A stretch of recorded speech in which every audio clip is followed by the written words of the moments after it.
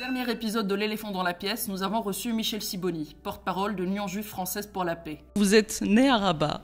Mes parents ont quitté le Maroc en fin 1959. Ils sont allés vivre en France. Dans cet épisode, nous recevons l'historienne Sophie Bessis. Nous retracerons l'histoire du sionisme et son impact sur la population juive nord-africaine. L'axe central de tout nationalisme est le refus de l'altérité, le refus de l'autre, que ce soit le sionisme, qui est un nationalisme, que ce soit le nationalisme arabe. Les Juifs du Maroc et les Juifs de Tunisie ont subi des discriminations dans leur pays d'origine, évidemment, et on ne les a pas renvoyés nominalement, mais enfin on les a quand même poussés vers la sortie. Le terme antisémite, pogrom, Shoah, tout le monde est antisémite. Traiter tout le monde d'antisémite, chaque fois qu'on s'attaque à la politique israélienne, dénature la lutte contre le vrai antisémitisme. Est-ce que le Hamas est une organisation terroriste? Si on qualifie le Hamas de terroriste, à ce moment-là, il faut qualifier les colons de Cisjordanie de terroristes, car ils sèment la terreur chez les Palestiniens. Je crois qu'il était naïf, et je l'ai peut-être été un peu, de ne pas imaginer quelle pouvait être l'ampleur de la riposte israélienne. Sur les réseaux sociaux, on a beaucoup reproché aux Juifs tunisiens de ne pas s'être exprimés après le 7 octobre. Il ne faut pas oublier que dans une partie de la mentalité des Juifs, il y a cette vieille peur du minoritaire. Tous les minoritaires ont toujours peur, et les majorités ne veulent pas le voir et ne veulent pas le savoir.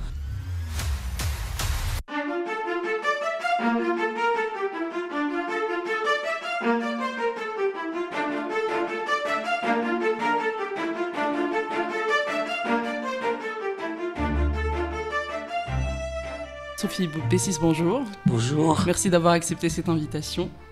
Est-ce que vous vous rappelez où est-ce que vous étiez le 7 octobre? Oui, j'étais à Paris le 7 octobre. Tout de suite, je me suis accroché aux radios et pas toutes les télés parce que je me méfie beaucoup des chaînes d'information généralistes. Et donc j'ai essayé d'aller à l'information très vite et je me suis dit très vite que c'était quelque chose d'extrêmement grave qu'il fallait essayer d'analyser.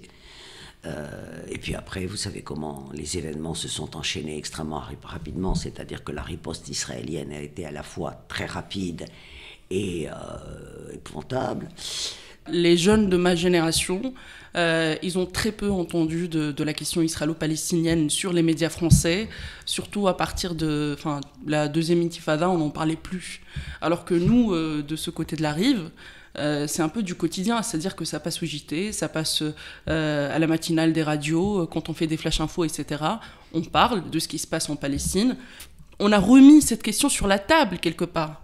Bien sûr. D'abord, je voudrais faire une différence. Tous les médias français ne se ressemblent pas quand même. Ce serait injuste de dire les médias français. Alors évidemment, après le 7 octobre, il y a une grande majorité des médias français qui se sont coupés de toute analyse possible et qui ont avalisé totalement cette espèce de mantra qui a été Israël a le droit de se défendre de n'importe quelle manière. Bon. Et c'est cela que j'ai contesté. Moi, si vous voulez, ma première analyse de ce qui s'est passé le 7 octobre, que j'ai écrit dans une tribune publiée fin octobre dans le journal Le Monde, c'était de dire si le Hamas s'était contenté, je n'ai aucune sympathie pour le Hamas, que les choses soient extrêmement claires, je ne suis pas une sympathisante des frères musulmans, le Hamas a été créé comme la modalité palestinienne de l'Organisation internationale des frères musulmans, donc je n'ai aucune sympathie pour eux. Ça, c'est la première chose. La deuxième chose qui va avec, c'est que je refuse à employer le terme de terroriste, quel que soit le mouvement. Pourquoi? Parce que tous les mouvements de libération ont été à un moment ou à un autre de leur histoire qualifiés de terroristes. Que ce soit pendant la guerre du Vietnam, que ce soit pendant la guerre d'Algérie, que ce soit l'ANC sud-africain à l'époque de l'apartheid. Et donc le terme de terroriste est un terme qui n'est pas pertinent pour analyser une situation politique. Parce que qu'est-ce que c'est qu'un terroriste? Un terroriste, c'est quelqu'un qui sème la terreur. Par définition. Oui, mais quelque part, ce terme aussi, il est chargé d'histoire. Donc, un terroriste est quelqu'un qui sème la terreur. Donc, effectivement, le Hamas a semé la terreur le 7 octobre en Israël. Mais si on qualifie le Hamas de terroriste, à ce moment-là, il faut qualifier les colons de Cisjordanie de terroristes, car ils sèment la terreur chez les Palestiniens. Revenons à votre question. Donc, le 7 octobre, enfin, dans cette tribune que j'avais publiée, j'avais dit, si le Hamas s'était contenté de percer le mur de sécurité israélien et d'attaquer les casernes israéliennes, après tout, les soldats, on peut le déplorer, mais enfin, un soldat, c'est fait pour faire la guerre, et donc il peut mourir, un soldat, donc c'est comme ça. Son action eût été légitime, dans la mesure où il a démontré qu'aucune barrière, si parfaite technologiquement soit-elle, ne peut résister. Ce que je déplore, et il faut le déplorer dans toutes les circonstances, c'est l'assassinat civil. Et ça, je l'ai toujours condamné, et y compris l'assassinat de civils israéliens. Je pense que internationalement, l'action du Hamas aurait été beaucoup plus acceptée sur le plan international et donc aurait beaucoup plus servi la cause palestinienne s'il n'y avait pas eu d'assassinat de civils. Ça, j'en suis tout à fait convaincu. Ça, c'est la première chose. Mais effectivement, essayer de percer le mur de sécurité israélien, c'est très important. Et essayer de rappeler au monde que la question palestinienne n'est pas résolue. Et ça, c'est extrêmement important. Quand vous parliez des médias français, bon, tout en n'oubliant pas que les médias français ne sont pas une masse homogène, etc. Mais ce n'est pas que les médias français qui ont oublié la question palestinienne. C'est le monde entier qui a oublié la question palestinienne, à commencer par les États arabes. Il ne faut pas l'oublier. C'est-à-dire que le processus de normalisation, que l'on a appelé le processus de normalisation des accords d'Abraham, a été une façon d'enterrer la question palestinienne. Et il y a une série d'États arabes qui ont enterré sans aucun problème la question palestinienne. Que ce soit les Émirats, que ce soit l'Arabie Saoudite, même si elle n'a pas officiellement normalisé, que ce soit le Maroc, que ce soit le Bahreïn, que ce soit, bon, le Soudan est un cas un peu particulier, ils ont été obligés de normaliser pour des raisons, bon, qui ont affaire à la politique intérieure soudanaise. Donc, c'est le monde entier qui a dit, bon, très bien, au fond, la question palestinienne, ça n'est pas important, on va leur donner quelques petits dividendes économiques, voilà, les Israéliens vont employer des Palestiniens, ça fera des petits salaires pour la Cisjordanie et la bande de Gaza. Et ils ont oublié que c'est une lutte de libération nationale. Et qu'une lutte de libération nationale, ça ne s'enterre pas comme ça. Voilà. Et donc, si vous voulez, ce qui s'est passé le 7 octobre a eu, d'un côté, le mérite de rappeler au monde que la question palestinienne ne peut pas être oubliée alors qu'elle avait été enterrée par tout le monde, je dis bien par tout le monde, sauf effectivement des opinions publiques dans le monde arabe, mais nous y reviendrons peut-être, et le Hamas a commis l'erreur de s'être attaqué à des civils. Et ça, c'est une erreur très profonde. Maintenant, effectivement, à partir du 8 octobre, il y a la riposte israélienne. La riposte israélienne, et vous connaissez la théorie qui avait été mise au point par un des généraux les plus célèbres de l'armée israélienne, Gadi Eisenkot, qui est tout à fait vivant aujourd'hui, qui est un des dirigeants de la guerre de Gaza aujourd'hui. Et c'était en 2006, si mes souvenirs sont bons, mais je ne suis plus sûr de la date, lors d'une des attaques israéliennes sur le Liban, avait élaboré la théorie de la riposte disproportionnée.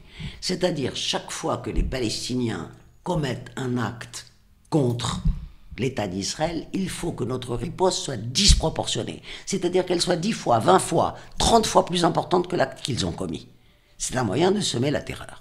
Donc, effectivement, ce qui a été fait sur Gaza est de l'ordre de ce qu'on appelle la réponse disproportionnée à l'action du Hamas du 7 octobre. Il ne faut pas oublier, nous reviendrons, je pense, à l'histoire, à la généalogie du sionisme, bien sûr, mais que, depuis quelques années, l'État d'Israël est gouverné par une extrême droite fascistoïde, et que cette extrême droite fascistoïde n'a plus aucun tabou. Quel est son discours à cette extrême droite? En disant 1948, il y a eu la Nakba. Très bien, parce que ça aussi, c'est extrêmement intéressant dans l'histoire d'Israël. Pendant 30 ans, ou plus, dans l'histoire de l'État d'Israël, au fond, l'histoire officielle qui a été concoctée par son premier ministre, qui est David Ben Gurion, c'était non, la Nakba n'a pas existé. La Nakba n'a pas existé. Et ils sont partis volontairement. Ils sont partis volontairement, ils sont partis tout seuls. Personne ne les a obligés à partir, donc c'est pas vrai. Et ça a été donc une histoire totalement négationniste d'une certaine façon. Ça n'a pas existé. Quel est le discours aujourd'hui? C'est un discours totalement inverse. C'est-à-dire, oui, elle a existé, mais malheureusement, Ben Gurion n'a pas fini le travail. Effectivement. Voilà, c'est ça le discours d'aujourd'hui. Et l'extrême droite, quel est le discours de... Eh bien, nous allons finir le travail aujourd'hui. Et donc, personne n'a voulu croire que Netanyahou était dans les mains de l'extrême droite, dont il partage une grande partie des opinions, mais est dans les mains de ce qu'il y a de pire dans cet État. Voilà. Et que donc, l'extrême droite a un programme, c'est effectivement de vider Gaza d'une grande partie de sa population, d'annexer la totalité de ce qui a été la Palestine mandataire, et c'est-à-dire de rendre la vie des Palestiniens de Cisjordanie absolument impossible, de les priver de leurs terres, de les priver de leurs maisons, de les faire vivre dans la terreur. Donc voilà où on en est. Et effectivement, je crois qu'il était naïf, et je l'ai peut-être été un peu, de penser, de ne pas imaginer quelle pouvait être l'ampleur de la riposte israélienne. Moi, par exemple, je viens de la région de Bizerte, et je sais que Bourguiba, pendant la guerre de Bizerte, il s'est dit je vais gagner la bataille politique. Et il l'a eu, cette bataille. Il a perdu la bataille militaire et il a gagné la bataille politique. Donc sacrifier des civils au prix de la libération, c'est peut-être ce que voulait faire le Hamas. Bien entendu. Mais est-ce que c'est ça ou pas? Alors, je ne suis pas dans la tête des dirigeants du Hamas. Donc je ne vais pas vous dire le Hamas voulait ceci et le Hamas voulait cela. Il y a plusieurs analyses contradictoires sur ce que voulait le Hamas. Un excellent analyste de la situation régionale, qui est le politiste libanais Gilbert Achkar, dit en fait, le Hamas voulait une guerre régionale, voulait allumer l'incendie et voulait une guerre régionale. Il n'a pas réussi, puisque l'Iran n'a pas voulu entrer dans un conflit ouvert, le Hezbollah libanais n'a pas voulu entrer dans un conflit ouvert, et que donc, pour certains analystes, le Hamas a raté sa cible, qui était de provoquer un conflit régional, une guerre ouverte. Maintenant, si l'objectif du Hamas était de rappeler au monde que la question palestinienne n'est pas résolue, il a réussi. Incontestablement, aujourd'hui, la question palestinienne est redevenue centrale. Mais à quel prix? Et certains sont en train de dire au Hamas, y compris parmi les Palestiniens, fallait-il que nous payions ce prix pour remettre la question palestinienne à l'ordre du jour? Donc en fait, vous savez, bon, ce n'est pas pour rien que je suis historienne. Aujourd'hui, dans le cœur de l'événement, dans le cœur de cette tragédie, on n'a pas les éléments pour tout analyser.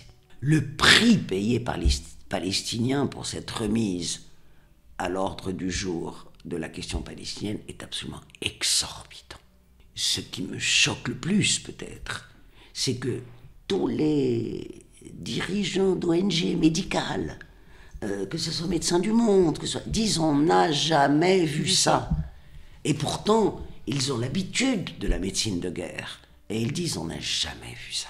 Et ça vous donne des frissons. Ça vous donne des frissons, incontestablement.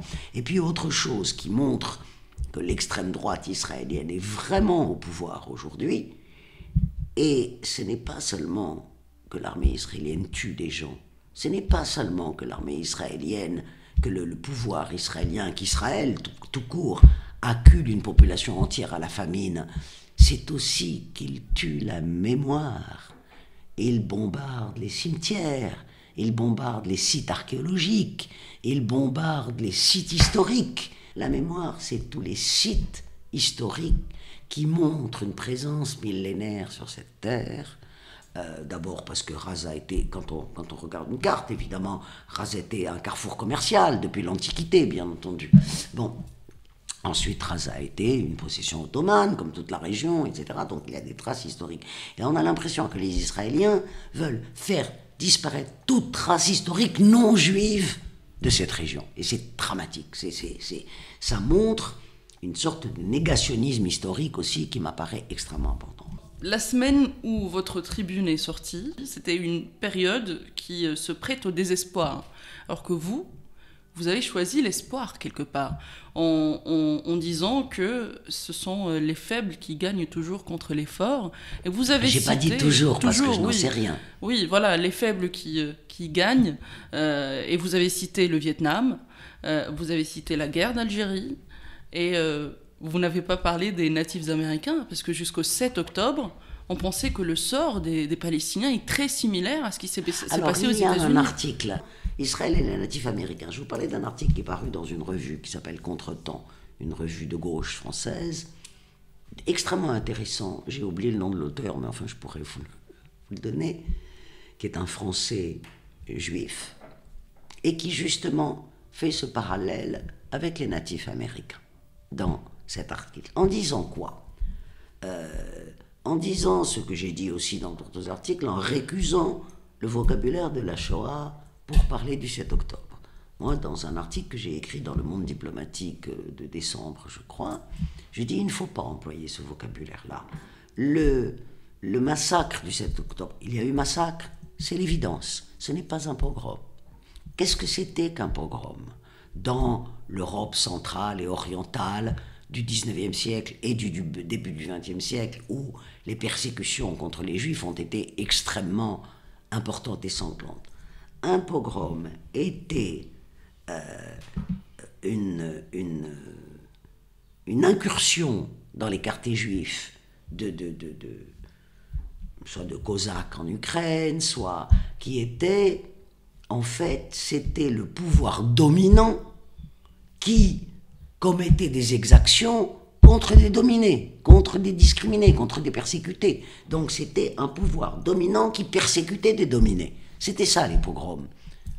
Dans le cas du Hamas, ce n'est pas cela. Ce n'est pas un pouvoir dominant qui persécute des dominés. Ce sont des dominés qui se vengent, même de façon illégitime, qui se vengent des dominants. Bon. Donc effectivement, si on élimine le vocabulaire de la Shoah, le vocabulaire du pogrom, c'est le plus grand crime antisémite depuis la Shoah, etc. Moi, je ne suis pas d'accord pour employer le terme d'antisémite, même s'il y a des antisémites parmi les membres du Hamas, c'est l'évidence, même si l'antisémitisme dans le monde arabe est effectivement une plaie qu'il faut dénoncer sans relâche, mais si les Israéliens ont été attaqués, c'est d'abord parce qu'ils sont des occupants, avant d'être des Juifs, à mon sens. C'est d'abord parce qu'ils sont des occupants. On a attaqué, les Palestiniens attaquent ceux qui les briment, ceux qui les persécutent, ceux qui les colonisent. Il se trouve que ceux qui les briment, ceux qui les persécutent, ceux qui les colonisent sont juifs. C'est comme ça. Bon, ils sont juifs, mais il faudra un jour faire la différence entre juifs et israéliens. Je pense que c'est quelque chose de très important, une distinction que l'on ne fait pas assez. Et dans cet article, cet auteur disait, au fond, ce qu'a fait le Hamas le 7 octobre s'apparente beaucoup plus à ce que faisaient les Indiens contre les implantations européennes en Amérique, qui pouvaient être barbares, c'est-à-dire que quand les Indiens faisaient une descente, ils pouvaient scalper les gens, ils violaient les femmes, c'était pas gentil, voilà. Et ce qu'a fait le Hamas n'était pas gentil, mais effectivement, je pense que cela s'apparente plus à des vengeances de dominés qui peuvent prendre des modalités et des formes tout à fait critiquables, tout à fait condamnables, mais ça s'apparente à une vengeance de dominés, c'est l'évidence. Mais qu'est-ce qui reste si on enlève du jargon utilisé par les officiels israéliens, le terme antisémite, pogrom, Shoah, tout le monde est antisémite? Tout le monde s'attaque à Israël parce que ce sont des Juifs qui sont là. Donc, c'est une instrumentalisation de l'antisémitisme qui est absolument inacceptable.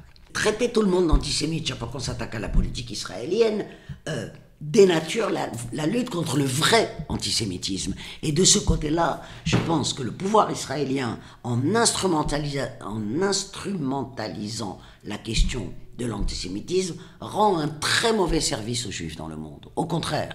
Mais les Juifs en péril. Il y a Sylvain Sipel qui avait écrit un livre sur ça. Tout à fait. Sylvain Sipel a écrit un livre qui s'appelle « L'État d'Israël contre les Juifs ».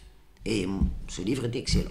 Effectivement, instrumentaliser la question de l'antisémitisme est scandaleux, est ignoble, je pèse mes mots. C'est-à-dire qu'il y ait de l'antisémitisme dans le monde, malheureusement, oui. Oui, et dans le monde arabe qu'il y ait de l'antisémitisme, malheureusement, oui, et beaucoup trop. Voilà, et ailleurs également. Mais maintenant,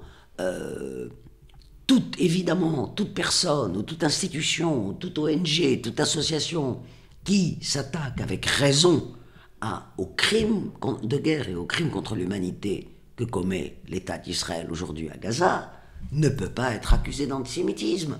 Évidemment, moi je condamne tous les jours ces crimes de guerre et ces crimes contre l'humanité, ce qui ne m'empêche pas de me battre par ailleurs contre l'antisémitisme quand je le rencontre, bien entendu. Et donc ça, c'est une instrumentalisation qui est absolument inacceptable. Et ce que je n'accepte pas non plus, c'est que les États européens, la plupart d'entre eux, et les États-Unis, entrent dans cette rhétorique. Et disent « Ah oui, mais condamner Israël, c'est être antisémite ». C'est-à-dire une assimilation inacceptable entre antisionisme et antisémitisme. L'antisionisme et l'antisémitisme, ce n'est pas la même chose. Et la grande victoire aujourd'hui d'Israël depuis quelques années, c'est d'avoir réussi chez les dirigeants européens à faire qu'ils considèrent que l'antisionisme est une forme d'antisémitisme. Non, et j'irai même plus loin. Les premiers antisionistes, au début du XXe siècle, quand l'idéologie sioniste s'est constituée à la fin du XIXe siècle, au début du XXe siècle, les premiers antisionistes, c'était les juifs. Si vous voulez, les antisionistes juifs étaient de deux catégories. Bon, il n'y avait pas encore eu le génocide nazi, début du XXe siècle. Le génocide nazi a changé la donne. Mais je vais y revenir dans un instant. Parce qu'il a massacré le mouvement du Bund. Oui, pas seulement le Bund. Le génocide a massacré tous les juifs d'Europe centrale. 6 millions, c'était la quasi-totalité de la population juive européenne. Non. Les antisionistes étaient, effectivement, vous avez raison de citer le Bund, mais étaient de deux sortes.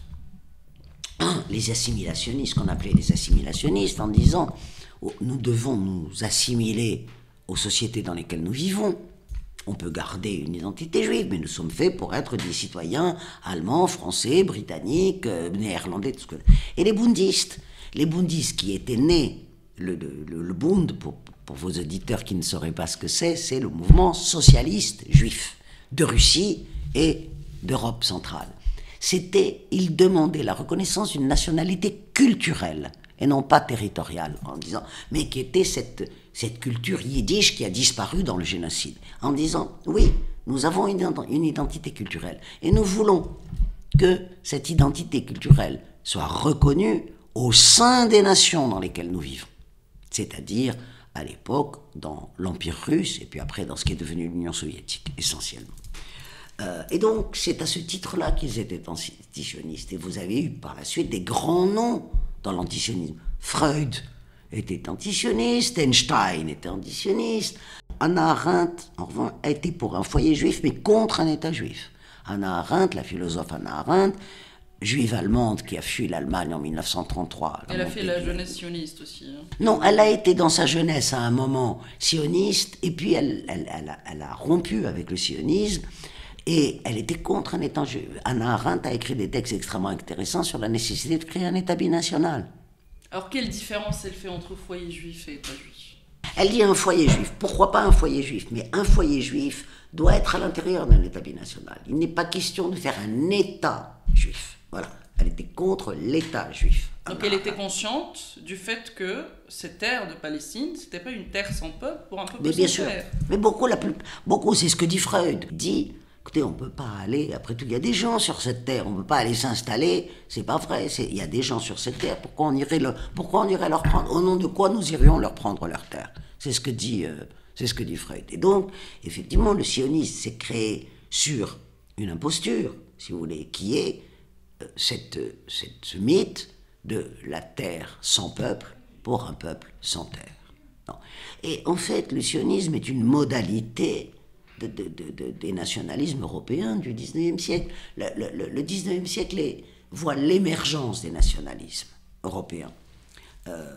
l'émergence des nationalismes, c'est ce qu'on a appelé le printemps des peuples en 1848, et le sionisme qui a été créé par des intellectuels juifs européens, comme l'était Theodor Herzl, qui est un intellectuel autrichien, juif autrichien. Et donc, évidemment, totalement inspiré de cet environnement idéologique, politique et culturel qu'est l'émergence des nationalismes en Europe. Et donc, c'est un nationalisme, le sionisme est un nationalisme, comme il y a eu d'autres nationalismes en Europe, créés par des Européens, en réaction, bien entendu, à l'antisémitisme, puisque Theodor Herzl a créé le mouvement sionisme en réaction à l'affaire Dreyfus, tout le monde le sait, qui a été une grande affaire antisémite en France, voilà. Et donc, les sionistes ont cru que le seul moyen d'échapper à l'antisémitisme en Europe était de créer un État pour les Juifs. Moi, je reste convaincu que l'État d'Israël, tel qu'il a vu le jour en 1948, n'aurait jamais vu le jour s'il n'y avait pas eu le génocide.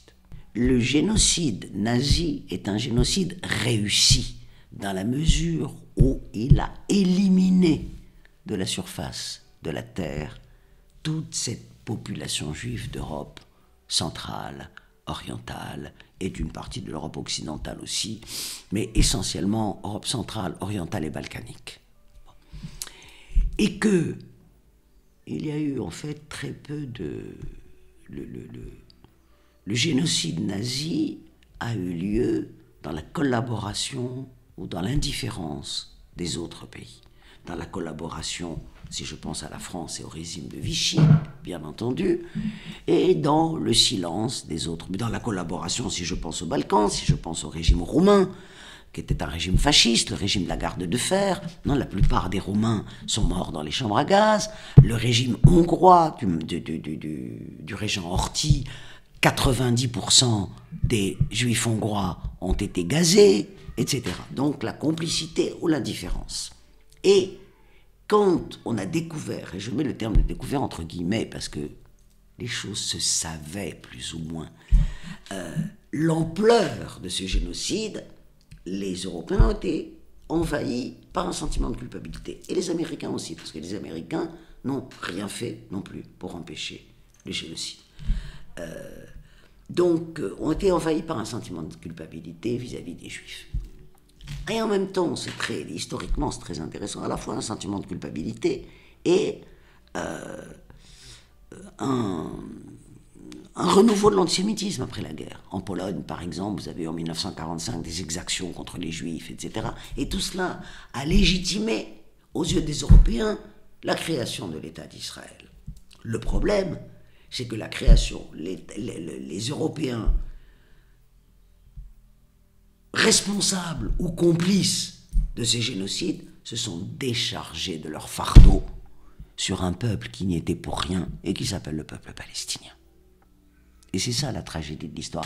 Et le grand essayiste palestinien Edouard Saïd l'avait résumé en une phrase qui dit tout, en disant: le drame des Palestiniens, c'est qu'ils sont les victimes des victimes. On a vu la jeunesse juive aux États-Unis qui prenait position contre le massacre qui a lieu à Gaza aujourd'hui. Par contre, en France, c'est plus compliqué. Cette jeunesse-là, elle a été éduquée pour comprendre ce que c'était que la Shoah et les autres génocides, génocide rwandais, arménien, etc. Et donc, quand on a vu ce qui s'est passé et ce qui se passe aujourd'hui, il y a des crimes contre l'humanité, des crimes de guerre incontestablement qui sont là, qui sont présents, on arrive à les identifier. Et bien cette jeunesse-là arrive à identifier que ce sont des mécanismes et ce sont des discours aussi sur lesquels il y a des discours aujourd'hui en Israël qui ont carrément des éléments génocidaires. C'est évident. En disant: il faut qu'il y ait moins de Palestiniens. Qu'est-ce que ça veut dire, il faut qu'il y ait moins de Palestiniens? On va les tuer, on va les renvoyer. Pour eux, le déplacement des Palestiniens, ça n'est pas les chambres à gaz et ça n'est pas les trains vers... Oui, d'accord, ce n'est pas les chambres à gaz et ce ne sont pas les wagons à bestiaux, mais est-ce les qu'il trains... faut calquer justement les mécanismes nazis pour que ça soit... Bien sûr que non. Le génocide des Tutsis du Rwanda, c'était pas des chambres à gaz non plus, c'était un génocide à la machette. Donc, je veux dire, le génocide, on a tué 800 000 Tutsis au Rwanda avec des méthodes parfaitement artisanales, qui étaient des tueries de masse à la machette. Donc, tout génocide n'est pas... La particularité du génocide des Juifs par le nazisme était un génocide à caractère industriel. C'est un génocide industriel. On a inventé des technologies industrielles pour les tuer, technologies industrielles que sont les chambres à gaz. Il fallait des ingénieurs pour créer les chambres à gaz. Il fallait des ingénieurs pour trouver le gaz mortel qui était le Zyklon B. Donc, des ingénieurs ont créé les chambres à gaz, et des ingénieurs, comment il fallait se débarrasser de millions de corps, ont créé les fours crématoires. Bon. Aujourd'hui, moi, ce que je dis sur ce que fait Israël aujourd'hui à Gaza, c'est crime de guerre évident, crime contre l'humanité évident, et élément génocidaire évident. Le voudraient-ils qu'ils n'arriveront pas à éliminer les Palestiniens? Dans la suite de cette interview, on va parler de cette question du refoulé colonial et pourquoi les puissances occidentales sont aujourd'hui soit dans la complaisance, soit dans l'inertie face à ce qui se passe à Gaza. Qu'est-ce que je veux dire par là? Il faut commencer par le commencement. Qu'est-ce que le sionisme? C'est beaucoup de choses, bien sûr, mais c'est aussi, et peut-être avant tout, un projet colonial. Et d'ailleurs, les fondateurs du sionisme ne le niaient pas. Dans une lettre à Cécile Rhodes, Theodor Herzl dit « Le projet sioniste est un projet colonial ». C'est parce qu'à l'époque, la colonisation n'était pas mal vue. J'y viens. Bien entendu, à la fin du XIXe siècle, tout le monde colonisait. Et la colonisation n'était pas du tout frappée du sceau de l'infamie. Absolument pas. Donc, le sionisme s'inscrivait dans un projet colonial total, et Theodor Herzl disait « Mais nous allons créer un morceau d'Occident dans ce Moyen-Orient barbare et arriéré ». Voilà, c'était, si vous prenez toute la correspondance de Theodor Herzl et l'État des Juifs, c'est ce qu'il dit. Donc c'est un projet colonial. Il se trouve qu'au moment de la création de l'État d'Israël en 1948, les choses avaient totalement changé. On était au début du grand mouvement de décolonisation. Grand mouvement de décolonisation qui, en une vingtaine d'années, a décolonisé les empires formés au XIXe siècle. L'Empire britannique, l'Empire français, l'Empire néerlandais. La première, c'est l'indépendance de l'Inde en 1947, qui était quand même le joyau de l'Empire britannique, l'indépendance de l'Indonésie en 1949, etc., etc. Puis les possessions britanniques et françaises. Et donc, au moment de la création d'Israël, le projet colonial était totalement délégitimé. Donc, à ce moment-là, l'État d'Israël a dû trouver une rhétorique différente de la rhétorique du sionisme des origines, en disant non, nous ne sommes pas un État colonial. En fait, on revient chez nous. Nous ne sommes pas un État colonial, on revient chez nous. Après tout, la Bible, et donc la Bible, depuis, est utilisée comme un cadastre, comme un code foncier. Et donc, je pense, pour répondre avec votre question, que dans l'attitude très partiale des États occidentaux, il y a quelque chose qui fait que, d'une certaine façon, l'État d'Israël, le projet de l'État d'Israël, ce projet colonial ne les choque pas. Car ils en ont été les porteurs pendant une partie importante de leur histoire. Justement, Sophie Bessis, j'ai du mal avec l'argument religieux qui n'est pas recevable en France par les mêmes personnes qui défendent Israël aujourd'hui, parce qu'on brandit souvent la question de la laïcité quand on parle de l'islam en France, alors que pour Israël, c'est ok de dire qu'on revient après 2000 ans, 3000 ans sur cette terre. C'est pas tout à fait comme ça que ça se passe. C'est effectivement, moi je suis tout à fait convaincu que la question israélo-palestinienne n'a rien à voir avec la question religieuse. C'est une question profondément politique. Nous sommes devant un problème de colonisation qu'il faut résoudre. Parce que c'est un problème de colonisation beaucoup plus compliqué que la colonisation classique, pour plusieurs raisons. Un, parce que l'État colonisateur est mitoyen et donc, contrairement aux colonisations classiques européennes du 19e et du 20e siècle, qui était d'exploiter les colonies pour l'intérêt de la colonisation. Donc il fallait l'exploiter au maximum, exploiter les richesses des colonies, exploiter la main-d'œuvre des colonies et en retirer le maximum de richesses possible. La logique d'Israël n'est pas la même, c'est remplacer un pays par un autre. C'est le grand remplacement que Zemmour conteste sur les plateaux de télé. Non, les choses, moi je ne fais jamais ce type de rapprochement, parce que quand on fait ce type de rapprochement sur des époques différentes, dans des situations différentes et tout, on finit toujours par se tromper. Mais la théorie du grand remplacement, c'est ça. Ça a été un grand remplacement, vous avez tout à fait raison. Ça a été un grand remplacement, vous avez tout à fait raison. Maintenant, qu'est-ce qui se passe ? Est-ce que on tient compte dans la recherche d'une solution du principe de réalité, ou est-ce qu'on n'en tient pas compte ? Où est le principe de réalité dans cette affaire ? Pour moi, le principe de réalité a deux composantes. Un, il a été prouvé que le peuple palestinien n'abandonnera jamais sa revendication de la libération et d'avoir un État et d'être restauré dans ses droits. Ça, c'est le premier volet du principe de réalité. Le deuxième volet du principe de réalité, quel est-il ? Moi, je ne crois pas à l'existence d'un peuple juif. Le peuple juif, qu'est-ce que c'est ? Personne n'a réussi à le définir. En revanche, depuis 75 ans, il s'est créé un peuple israélien. C'est un fait. C'est un fait. Je ne dis pas c'est bien, c'est pas bien. C'est un fait. C'est ça que j'appelle le principe de réalité. Et que et aujourd'hui, sur le territoire de la Palestine mandataire, il y a à peu près 50% de juifs et 50% de Palestiniens, musulmans ou chrétiens. Enfin, les chrétiens sont devenus maintenant une infime minorité. Très minoritaire. Bon, qu'est-ce qu'on fait ? Alors, je n'ai aucune solution et ce n'est pas à moi de dire quelle solution il faut apporter à cette question. Mais toujours si l'on se conforme au principe de réalité, parmi ces quelques 8 ou 9 millions d'Israéliens juifs, il y en a très peu qui quitteront.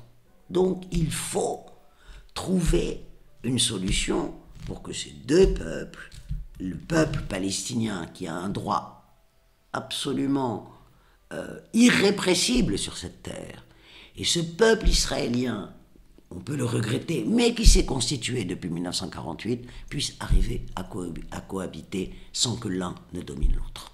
C'est-à-dire qu'ils soient à égalité absolue. Comment, selon quelle modalité, ce n'est pas à nous de les définir. C'est aux protagonistes, et d'abord aux Palestiniens. Comment veulent-ils vivre avec ce peuple qui s'est mis à leur place ? Comment veulent-ils vivre ? Deux États, un seul État.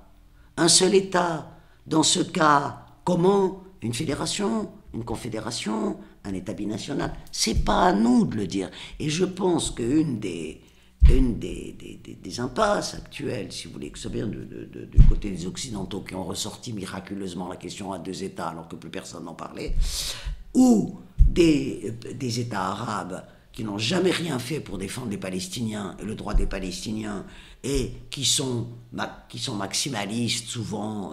Qui s'approprient aussi leur lutte quelque part. Bien entendu, ce n'est pas à eux de définir les modalités de cette coexistence, c'est d'abord aux Palestiniens de définir les modalités de leur autodétermination.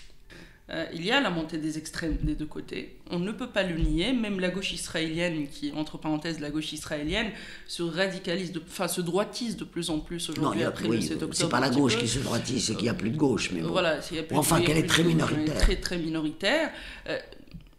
Donc on est face à une impasse quelque part, parce qu'effectivement, les opposants palestiniens, une bonne partie sont en prison ou ont été exécutés. Et donc il y a ce problème-là, il n'y a pas de vis-à-vis. Et puis de l'autre côté, il faudrait abandonner l'idée que Israël, c'est un foyer juif pour inclure les Palestiniens. C'est évident, c'est-à-dire que Israël est dans une impasse aujourd'hui. Pourquoi ?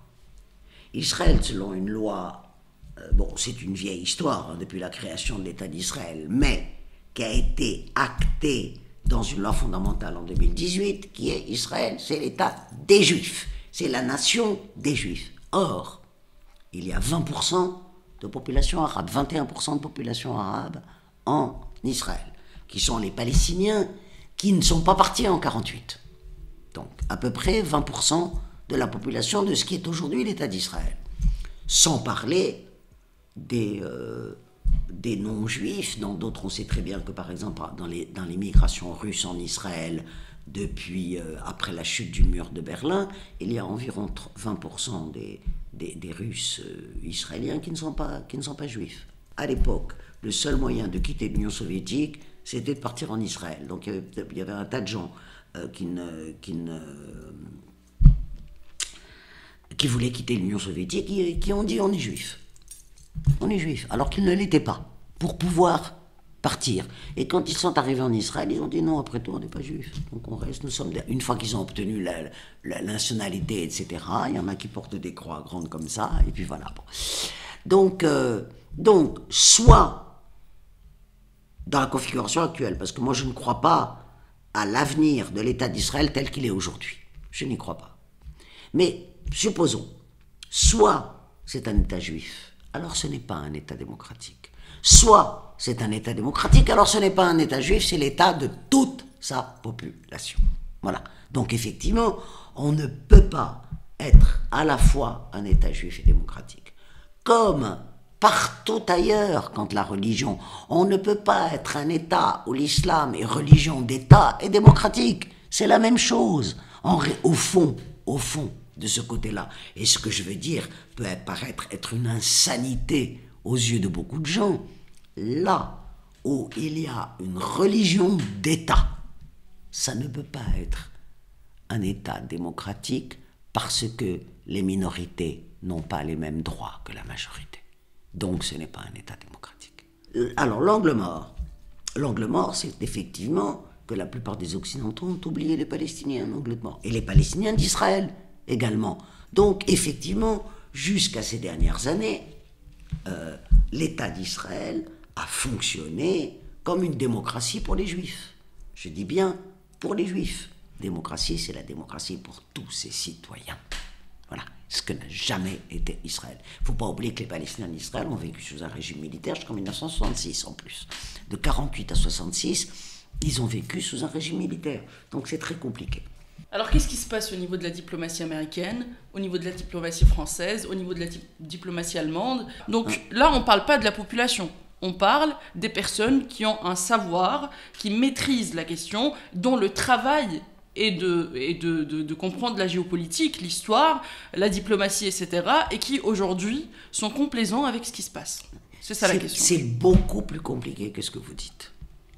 Par exemple, le chef de l'État français, le président Macron, est extrêmement complaisant avec ce qui se passe et apporte un soutien quasiment inconditionnel à l'État d'Israël et n'a jamais voulu condamner formellement ce qui se passe à Gaza.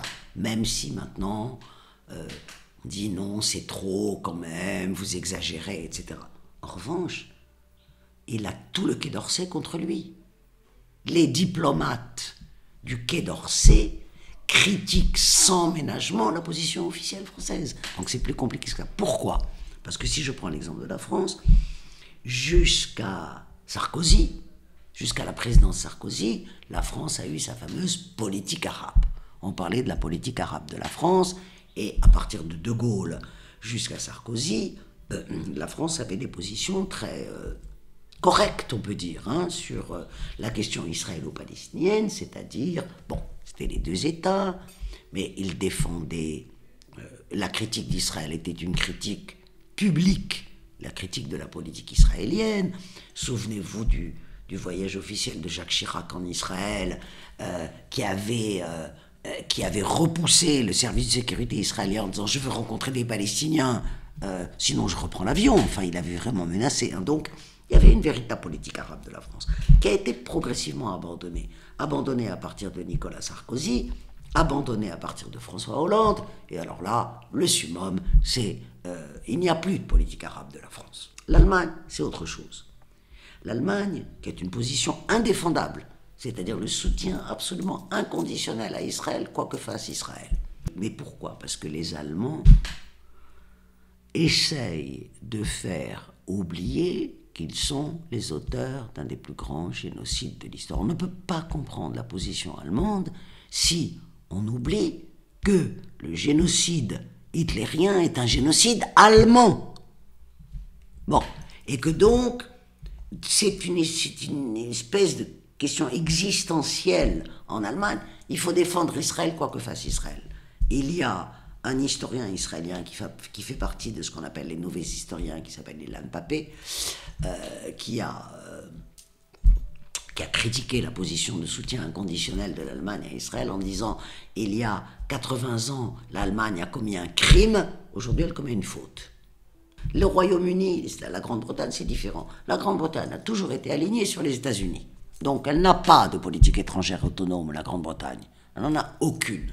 Et d'autant plus depuis qu'elle est sortie de l'Europe. Donc c'est un alignement total sur les États-Unis. Vous avez quelques États européens, je parle de l'Union européenne, qui sont un peu plus critiques. C'est l'Espagne, la Belgique et l'Irlande, hein, qui ont des positions un peu plus raisonnables sur cette question-là. Biden. Alors, les Américains. Les Américains. Et les Américains, vous le savez, depuis 1967, sont des soutiens inconditionnels d'Israël. C'était pas tout de suite. C'était pas exactement la même chose au moment de la création de l'État d'Israël. La première grande puissance à reconnaître l'État d'Israël, c'était l'Union soviétique. Hein. C'était le fameux discours de Gromyko aux Nations Unies, dans la mesure où l'État d'Israël a été créé par des socialistes russes, essentiellement ukrainiens, etc. Bon, Golda Meir était ukrainienne, si mes souvenirs sont bons, Ben Gurion, j'ai oublié, enfin bref. Donc il y avait une espèce de sympathie. Il ne faut pas oublier qu'en 1956, au moment de l'agression tripartite franco-anglo-israélienne contre l'Égypte à la suite de la nationalisation du canal de Suez, c'est l'Union soviétique et les États-Unis ensemble qui ont arrêté cette agression. Bon. Et puis après, pour des tas de raisons que nous n'avons pas le temps d'expliquer ici, les États-Unis sont devenus un soutien absolument inconditionnel d'Israël. À partir de 67. À partir de 67, essentiellement. À partir du début des années 60, on peut dire de la fin des années 50. Aujourd'hui, la position de Biden est indéfendable, évidemment. Indéfendable. C'est-à-dire, c'est là encore, c'est le prédicat, c'est le postulat qui est faux. Après l'attaque du 7 octobre, Israël a le droit de se défendre. Tel était le mantra. Ça veut dire quoi, se défendre? Est-ce que c'est attaquer un État? Alors effectivement, ça a été un traumatisme en Israël, le 7 octobre. Pourquoi? Parce que c'était la première attaque sur le territoire d'Israël internationalement reconnu. Voilà, c'était la première fois. Hein, attaque massive. Il y avait déjà eu des attentats, mais cette attaque massive. Et donc les Israéliens ont perdu leur sentiment d'invincibilité. Et c'est ça le traumatisme en fait. C'est qu'ils se sont dit, tiens, nous ne sommes plus invincibles. Bon. Donc, les États-Unis, pour revenir à Biden. Biden et l'ensemble de la classe politique américaine, à quelques exceptions près, a une position absolument indéfendable. Ce sont les seuls qui pourraient aujourd'hui arrêter Israël.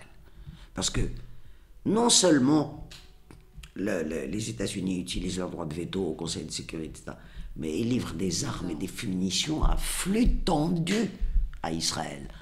Si demain matin, les États-Unis décident de couper toute livraison d'armes à Israël, Israël est obligé d'arrêter la guerre de Gaza.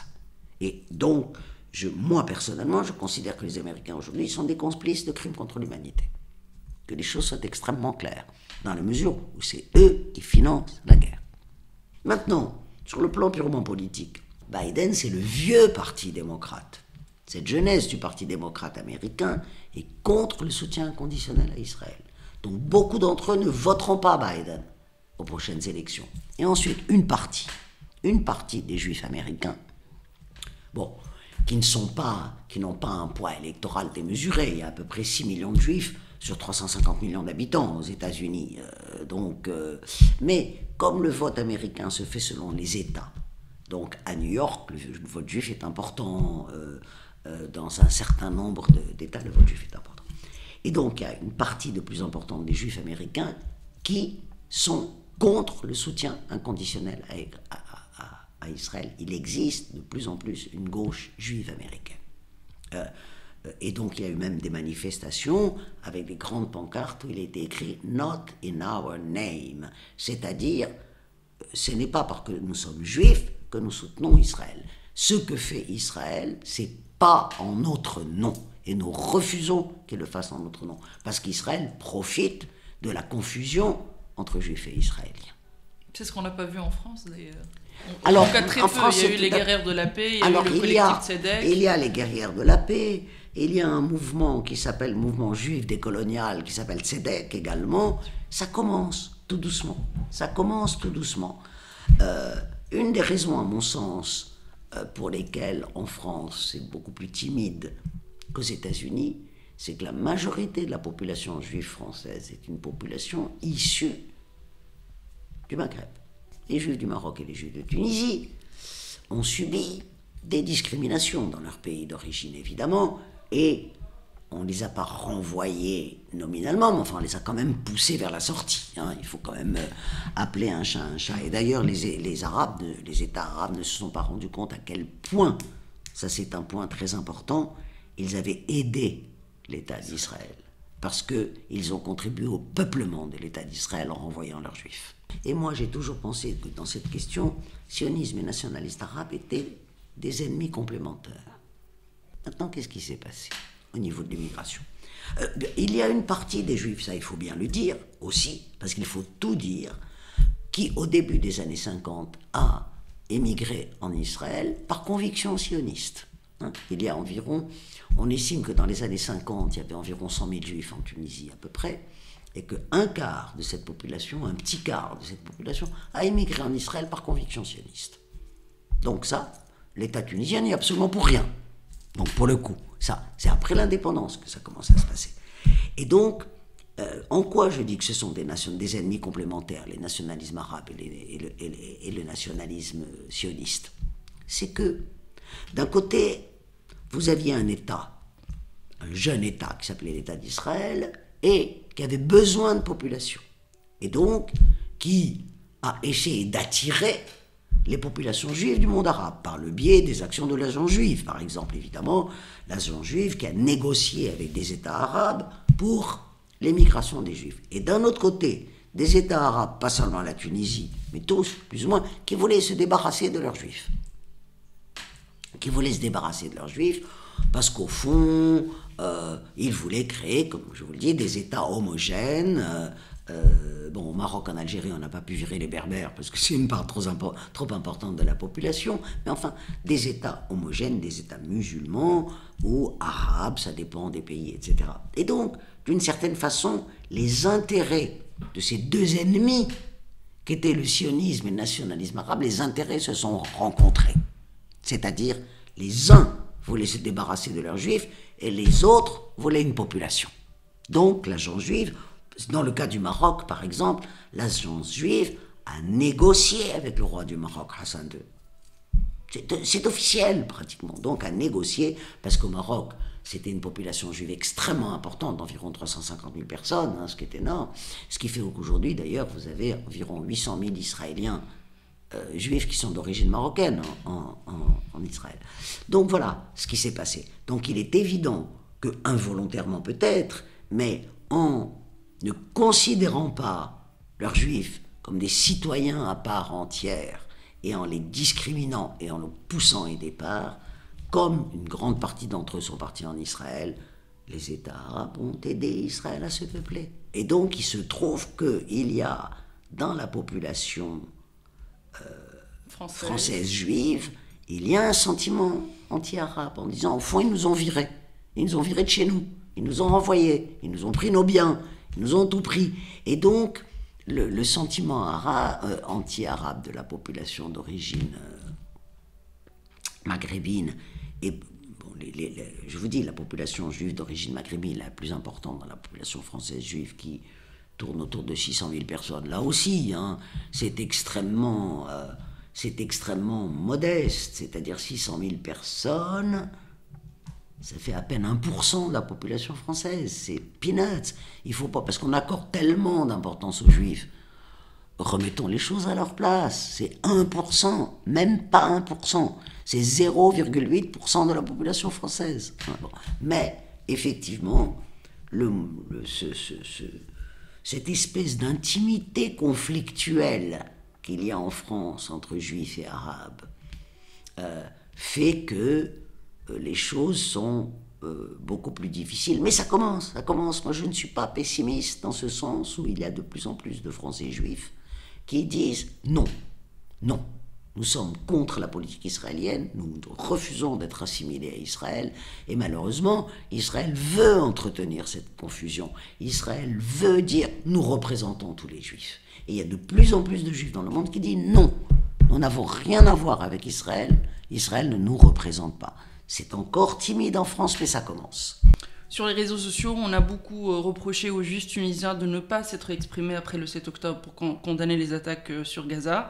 Une bonne partie de ces Tunisiens ne se rendent pas compte de la composition un petit peu de cette communauté qui est basée à Djerba, qui est moins politisée, qui ne prend pas d'ailleurs la parole très souvent sur le débat public. Elle ne la prend jamais, mais parce qu'elle ne la prend jamais. Parce qu'il est évident que la population juive djerbienne, qui est réduite à peu près 800 000 personnes max, elle a peur de s'exprimer. Elle craint. Il ne faut pas oublier que dans une partie de la mentalité des juifs, il y a cette vieille peur du minoritaire. Tous les minoritaires ont toujours peur. Et les majorités ne veulent pas le voir et ne veulent pas le savoir. Moi, effectivement, j'ai condamné. Là, en tant que Tunisienne juive, j'ai condamné parce que j'ai une position politique. Je n'ai pas une position identitaire. Et ce que je reproche à mes compatriotes arabes, ils n'ont pas une position politique vis-à-vis de cette question. Ils ont une position purement identitaire. Et cette position identitaire, non seulement ne résoudra rien, mais elle n'aide en rien le peuple palestinien. C'est-à-dire identitaire, le panarabisme, c'est la Oumma. Oui, c'est-à-dire, voilà, on défend les Palestiniens parce que ce sont des Arabes et en grande partie des musulmans. Moi, je défends les Palestiniens parce qu'ils sont des opprimés. Et que j'ai toujours défendu la décolonisation, que ce soit les Vietnamiens, que ce soit contre l'apartheid d'Afrique du Sud, etc. J'ai défendu. Il faut défendre le droit des Palestiniens à récupérer leurs droits. Ça, c'est quelque chose, une bataille absolument fondamentale. Mais je ne l'amène pas pour des raisons identitaires. Je ne suis ni arabe ni musulmane. Je l'amène pour des raisons politiques parce que je suis convaincu que la lutte des Palestiniens est une lutte légitime. Dernière question, Sophie Bessis. Quel rôle jouer en tant que Tunisien, en tant qu'État tunisien, en tant que diplomatie tunisienne, peut-être même si notre poids est très réduit? Quel rôle jouer dans cette lutte juste pour les droits fondamentaux inhérents à un peuple qui... Mais la Tunisie, excusez-moi de le dire, n'a aucune diplomatie à l'heure actuelle. Il y a eu une diplomatie à l'époque de Bourguiba. Vous savez très bien que Bourguiba et la Tunisie n'étaient pas plus grandes qu'aujourd'hui. Elle était aussi petite qu'aujourd'hui, mais elle a eu un rôle fondamental en disant il faut faire la paix. Ok, Israël est un État qui n'est pas légitime. Israël est un État qui a une matrice coloniale. Il l'a toujours dit, Bourguiba. Mais qu'est-ce que vous voulez qu'on fasse? Puisque c'est une réalité géopolitique, puisque ça a été reconnu par la communauté internationale, faisons la paix. C'est ce qu'a dit Bourguiba. Il a été à la fois voué aux gémonies par Nasser et le régime irakien, le régime syrien, etc., qu'il avait même menacé de le faire assassiner, et également par les hypernationalistes israéliens, par les sionistes, qui avaient peur d'un arabe qui voulait la paix. Parce que la paix, ça veut dire des concessions. Voilà. Et donc, Bourguiba a été... Aujourd'hui, la politique tunisienne a complètement changé. La politique tunisienne... Donc, Bourguiba a même agi, a œuvré, a essayé. Sous Ben Ali, c'était une espèce de... au moment des accords d'Oslo, il y a eu une position tunisienne tout à fait favorable aux accords d'Oslo. Puisqu'il y a même eu des échanges de représentants, jamais au niveau d'ambassadeurs, mais des échanges de représentants.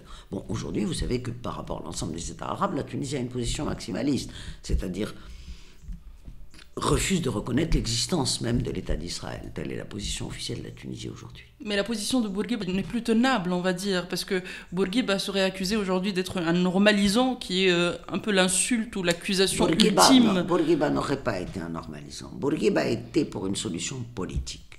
Bourguiba a été pour la paix et pour une solution politique à l'époque qui était la solution à 2 États, mais il n'était pas pour l'enterrement de la question palestinienne. Donc Bourguiba n'aurait pas normalisé tant que la question palestinienne resterait pendante. Moi, j'en suis convaincu de cela. Donc, parce que les États qui ont normalisé avec Israël ont enterré la question palestinienne complètement. Bourguiba ne l'aurait jamais enterrée. Donc, Bourguiba n'aurait pas été un normalisateur. Il était pour une solution politique en disant on ne peut pas éliminer l'État d'Israël. Donc, négocions. Et négocions pour soutenir les droits des Palestiniens. Et même, on lui prête cette fameuse phrase quand il y a eu les accords d'Oslo en 1993. Il était déjà confiné dans sa prison dorée de Skans. Et on lui a demandé, je ne sais pas qui, lui a demandé ce qu'il en pensait. Et Bourguiba avait répondu, trop peu, trop tard. Merci beaucoup, Sophie Bessis. Merci à vous.